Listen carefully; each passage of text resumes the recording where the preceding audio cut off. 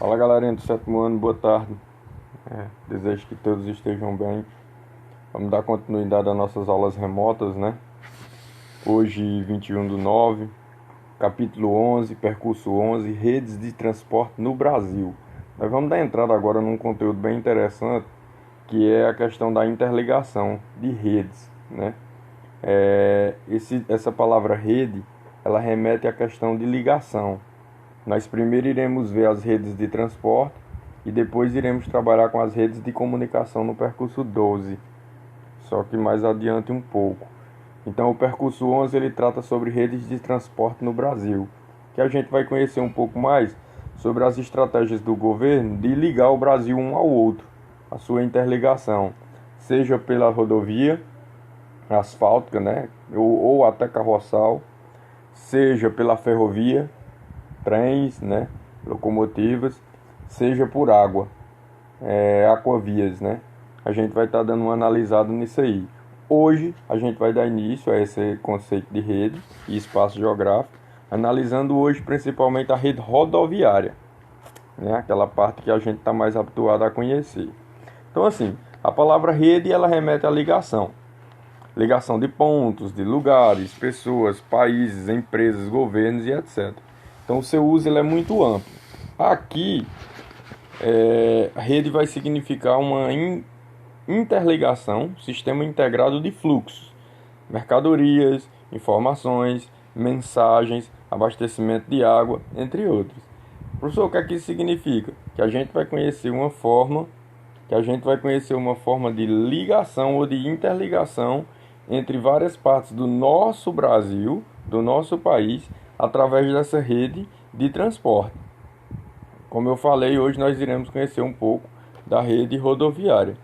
Interessante que tu saiba, por exemplo, a internet ela nada mais nada menos é do que uma rede. É uma ligação entre vários pontos do mundo, só que é uma rede de informações, de mensagens, tá bom?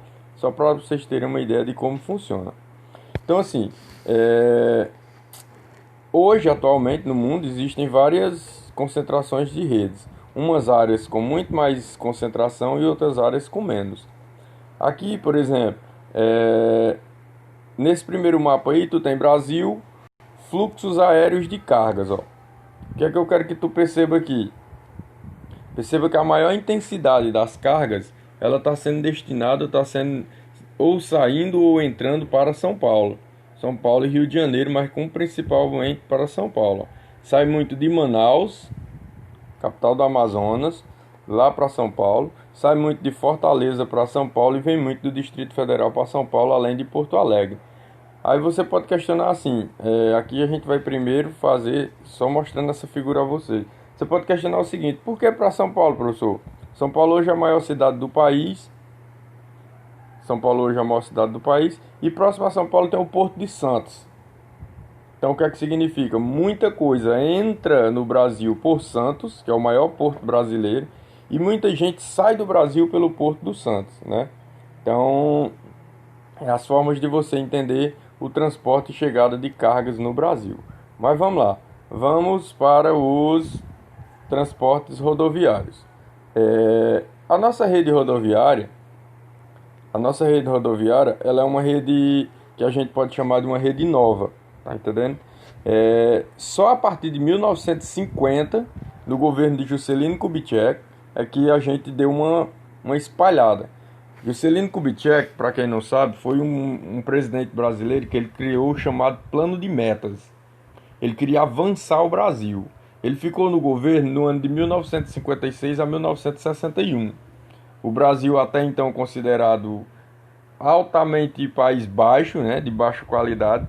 Então a ideia de Juscelino Kubitschek foi a seguinte: avançar o Brasil 50 anos em 5. Avançar o Brasil 50 anos em 5 anos de governo. Então ele começou a pegar dinheiro emprestado de banco de outras localidades aí, de outros países, à torta e à direita, para tentar estourar, crescer e desenvolver o Brasil.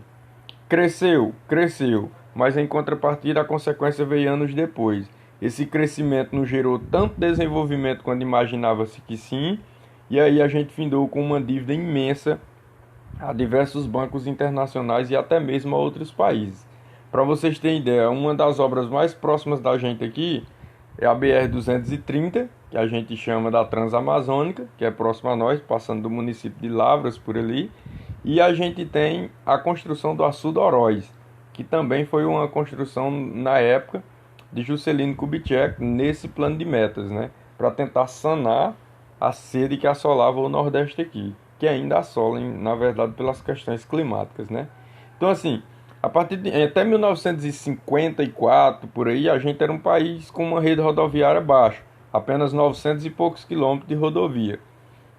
Hoje a gente está com quase toda a localização brasileira, muita coisa ainda tem que fazer, mas muita coisa do Brasil hoje você já tem de forma asfaltada, né?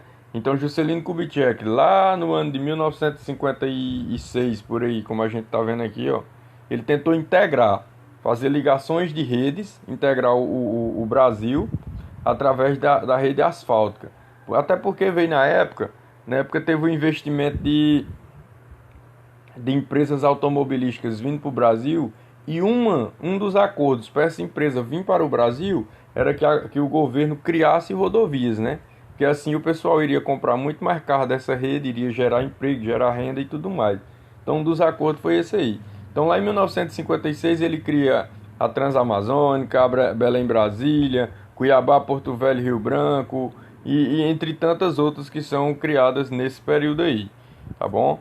Então aqui, ó, nesse mapa aí tu tem hoje entre aspas 2015, ele está mostrando aí rede rodoviária brasileira no ano de 2015, né? Então tu pode perceber o seguinte: hoje o Brasil ele está completamente interligado através de rodovias. Dificilmente, para tu botar na tua cabeça, tu percebe o seguinte: dificilmente tu tem uma pontinha que ela comece e que ela acabe. Dificilmente tu vai ter. Então geralmente tu tem o que? Todas esses vermelhinhos aí são rodovias pavimentadas, ou seja, asfaltadas. Então perceba que quase todas elas estão interligadas, mesmo quando elas saem de um estado e entram no outro. Ela está asfaltada continuando, né? Gleitson, o que é que isso significa? Significa que o Brasil hoje, em questão de rodovia, ele está interligado. Ele está muito interligado, coisa que antigamente não existia. Tá entendendo? E aí mais na frente tu vai ter o seguinte: o rodoviarismo brasileiro, né? Quem nasceu no Brasil até o ano de 1950, ou depois do ano de 1950, já caiu num Brasil praticamente rodoviário. Ou seja, um país que dava muito valor, que já estava dando maior importância à rede rodoviária. Já tomou até a questão de trens, né? De trens, e já tomou até a questão de navegação fluvial. E aviação até o momento, pouco, né?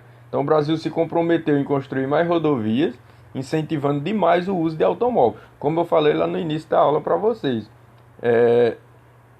Acordos, né, em grandes empresas transnacionais que vinham de outro país para cá, serem colocados aqui, e ao chegarem aqui, elas faziam um acordo com o governo: ó, cria aí umas rodovias, faz isso aí, que consequentemente vai se desenvolver para ti, tá bom?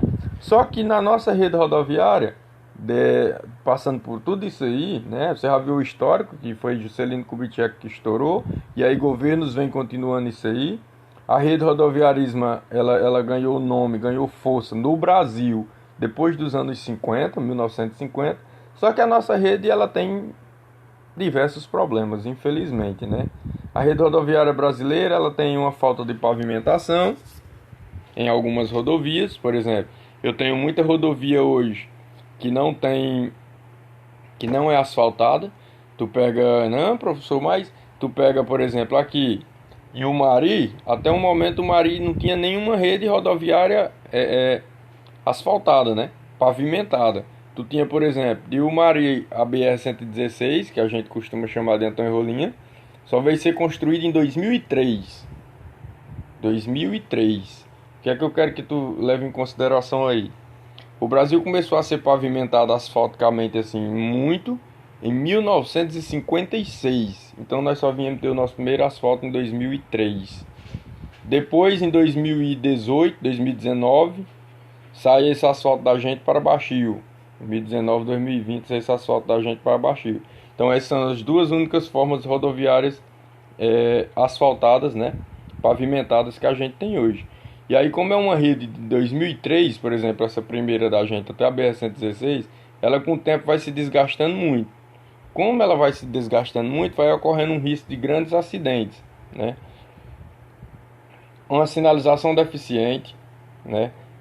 Uma falta de pavimentação, entre aspas, de muitas curvas, muita coisa, né? Falta de instruções e tudo mais, além de um deficiente muito grande de má conservação. Você está vendo aí que tá, professor, mas estão tapando, estão ajeitando uns buracos aqui, estão, mas ainda é uma conservação muito grande, uma má conservação muito grande desses asfaltos, né? Além de um mau escoamento de água de chuva. Nossos BRs, nossos asfaltos não tem aquela instalação propícia para o escoamento da água da chuva, o que ocasiona acumulação de água, o que acumula consequentemente buracos, e esses buracos põem em risco a vida de motoristas, tá bom? Então assim, para um país como o Brasil, de grande imensa dimensão territorial, não era para haver esses problemas rodoviários. Ah, professor, por quê? Porque a gente paga um dos países que mais paga imposto no mundo, consequentemente era para ser investido em infraestrutura. Então a gente tem pouco, ainda temos poucos quilômetros no Brasil de asfalto. Embora você imagine que tenha muito, mas ainda a gente tem pouco, tá bom? Na próxima aula a gente vai ver rede ferroviária. Forte abraço a todos, até a próxima aula.